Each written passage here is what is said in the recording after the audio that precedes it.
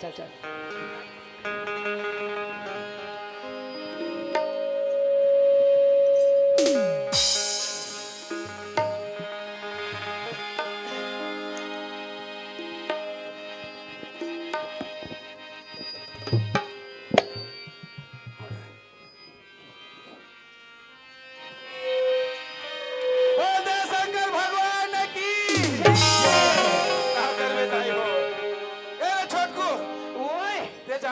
काला काला जाना था तेरे जानता काला जानता बता बेटा बता बताए लगी ये झटका बैठे नहीं आई दे ये दे ते सपा हमर दाई ये दे मर सपा हमर दाई ये मन हमर दाई ये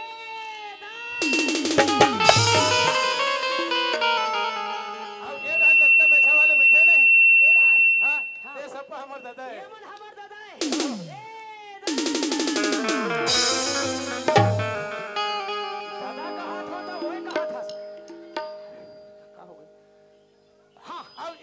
नान बैठे ने ये नान नान माना हाँ ये सब हमार बहनी ये मन हमार बहनी है हां हां ये ना छोटे छोटे जटका बैठे ने हां ते जम्मो हमार भाई है हां हां ये मन हमार भाई है बाबू रे हम सब दाई की वो ये दादा मल्ला दादा की वो ये बहनी मल्ला बहनी की वो ये भैया मल्ला भैया की वो ये ननन कतरा लेकर वो ननन आ ये रहना हां ये दाई मल्ला दाई कहा था यही बात बन गई ये दादा ला दादा कहा था यही बात बन गई ये बहनी ला बहनी कहा था यही बात बन गई ये भाई ला भाई कहा था यही बात बन गई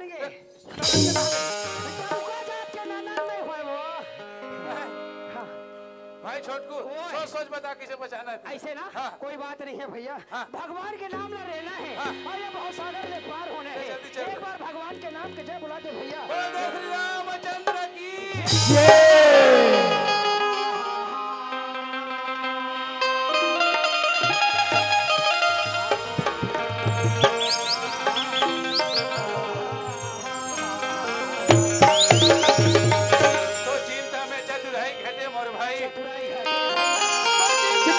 चतुराई घटे मोर भाई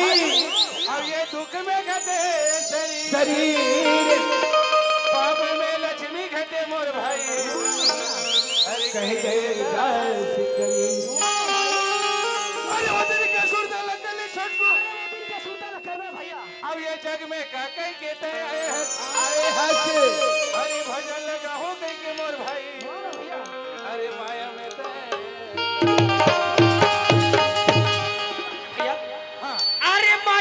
मटकुलिया बना ले भैया अरे माटी के मटकुलिया बना ले अरे बिना ढेठी के गाएगा अरे ऊपर पे सारा करे भैया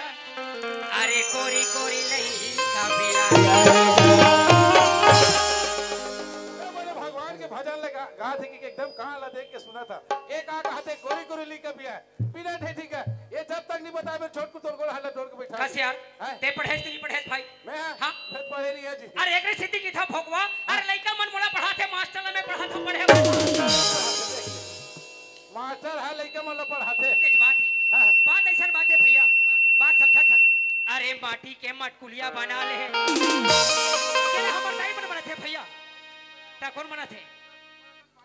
अरे माटी के मटकुलिया बना ले गोरसी गोरसी माटी ला हाथ ला मटका मटका खमरदाई मन गोरसी बनाते भैया अरे बिना ढेठी के गाएगा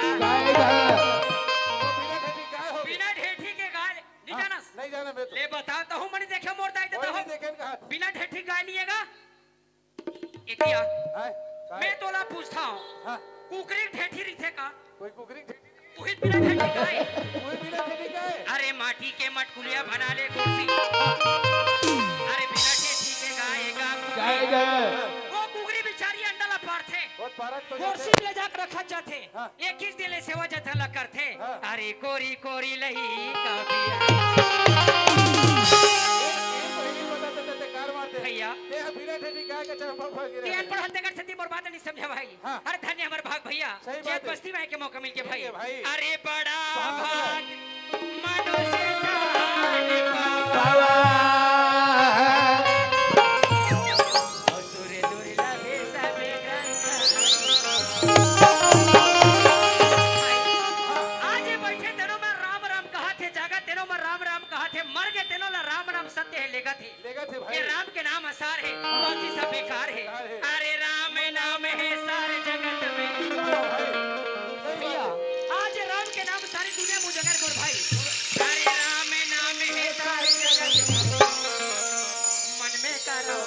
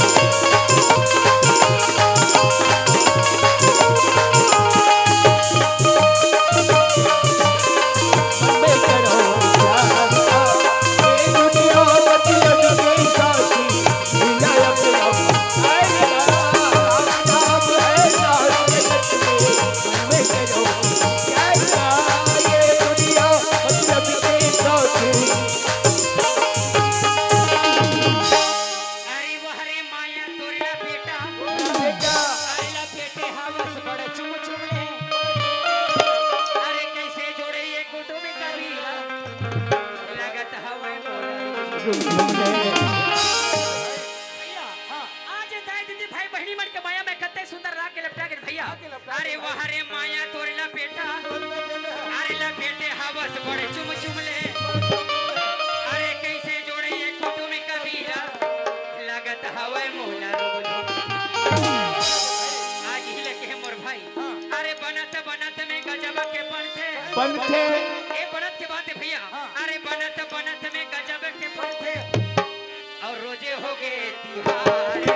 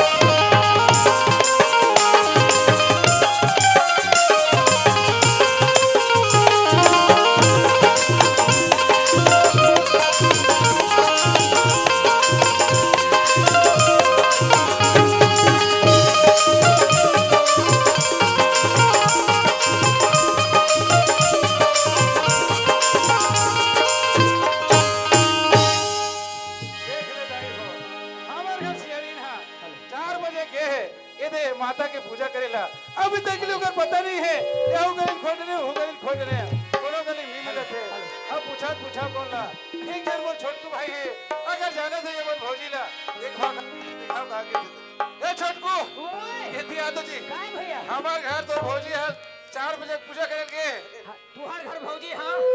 4 बजे के पूजा हां ये माता पूजा करेला अभी तक लोग पता नहीं है कोनो मेरे देखे जी। अरे भौजी की बात करें अरे भौजी में देखे हां कहां देखे मैं जल्दी बुलावत हूं। अबे वो ये जुट ही अरे भाभी आओ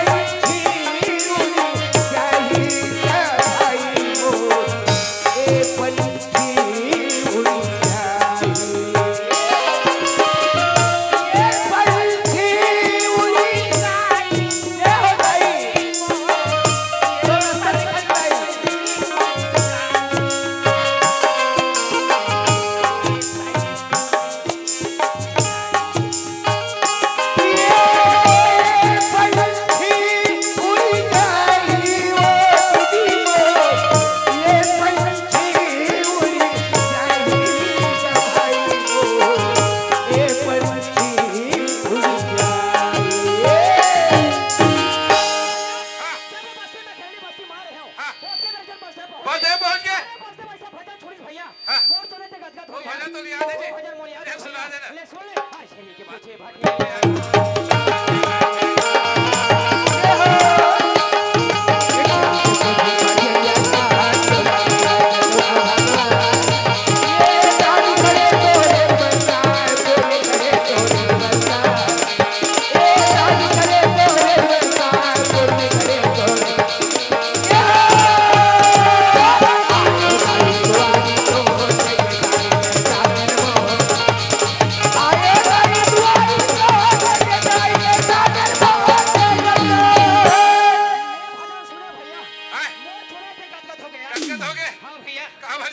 भजन सुने तब हाँ ये सुना था बहनी हो और सुना था का भैया हो ये दे मन हना सुंदर बने भजन गई सिया बहनी अब पर सुंदर लागी सिया मैं वहां का रहे हूं कहां गई कहां नहीं गई मैंने सुने वो अब बार सुंदर भजन आइएगा हे काहे भाई हाँ डायरेक्ट कहा तो लगोट के पर्दा नहीं ये बोल के पर्दा नहीं रे चंदाल नहीं तो का हो गए ये ला बाई कहा था बस का हो गए कस मोड़ दाई देता हो ये बाईला बाईली कहां का ये डौका जात कहां हुआ ले दे हाय तोला उसने कहे बार कहा छो खप चला नहीं तो ए गाली मत दे वाह गाली मत दे काय काय जबे काय कहू तोला हां काय कहू ये वो नोनी ये वो छोकरी ये वो नोनी ये वो छोकरी वाह। ए भाई का हो गए तमीज से बात कर वाह ए भाई का हो गए रे पराई मुंह के सोच समझ के बात करेंगे वाह कहां रे से ढोलक्का नाक के हां कहां रहे रे बंदरू नाक के कहां रे से तरोई मुंह के हां कहां रहे रे पराई मुंह के ई हां लेख राम घर के छाने में बैठ के दाई सुबह जुआर मार हु हां तेला ये देखा दे से ये खप चला हां लेख राम मन के घेरा पार्टी में बैठ के हु आदि बानी तमर कलेरी बस्तिम दे मन आधारे तहरे एक काकर घर के बाई है हाँ। काकर घर के औरत है हाँ। बीच घर में घोर खपटी अंधेरी रात आज जावत थे देख जावत है। और काकर घर के परेवा पंछी उड़ा के कहा थे कहा थे। एकर फैसला हम कर लेबो ले तब जा, जाबो जा, आई ये सुना था इसका काई अभी चल तुम्हारे भजन का होगा हाँ। वो भजन है ना हाँ। मुला गजब सुंदर लागी इसका हाँ। ये भजन लाना हाँ। ये कनिको सुना देती है हाँ। तो ये मोरमान हाँ गजब भजन इसका ये भजन सुन रहे हो हाँ ये भजन अब सुंदर लागी इसका ये महाराज काय महाराज? ये माताराम का कहते काय विकास कहते? महाराज हाँ। तुहार भजन ते सुंदर लगी किसे? एक ठन भजन सुना देते महाराज ते मोर झोला है ते गदगद होते ते महाराज महाराज हाँ। ओकर सन महु सुले ते ले सुना दे कहूं सुन बे ले सुन ले लेते। माताराम ले सुन ले ले चल। अरे ला बनावे तो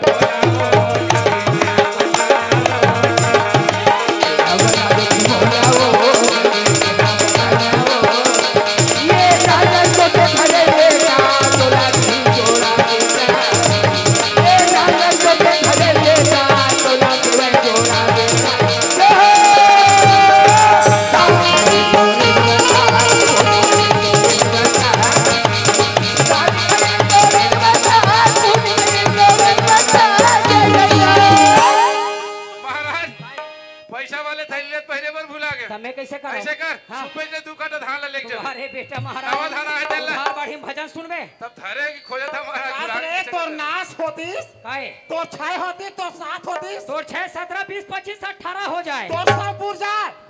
मैं तोला सुंदर मने भजन गाल कहे हवा हाँ। आई तो इसने भजन गावे रे हाँ। दिला बनावे मुला बनावे ये पढ़े नहीं पढ़े दादा हो कसवा काय गा ते कुछ का नहीं पढ़े सो आई पढ़ाई के बारे में पूछे समझाए का बारे पूछा था मैं तो गदा पढ़ेगा गजब पढ़े हाथ अब पर पढ़ेगा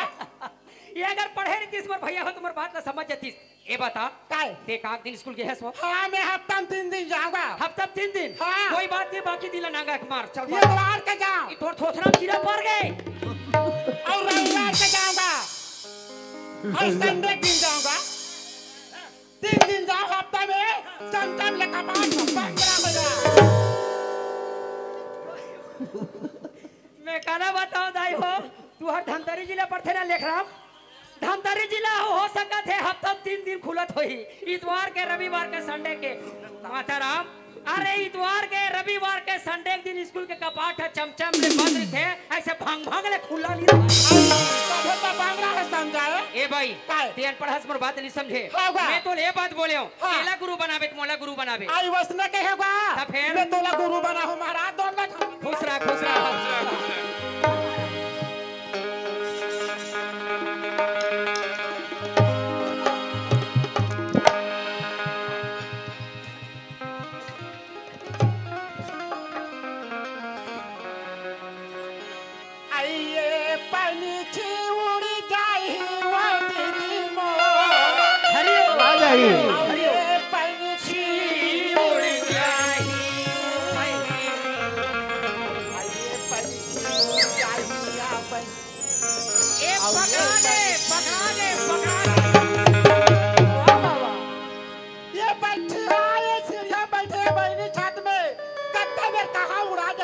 वास्तव बात है मोर भैया हो ये तन के परेवा कब उड़ा जाही को कर कोई भरोसा नहीं है भाई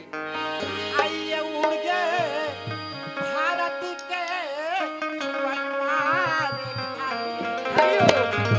आइए उड़ गए भारत के सुवनार खाली ये पंछी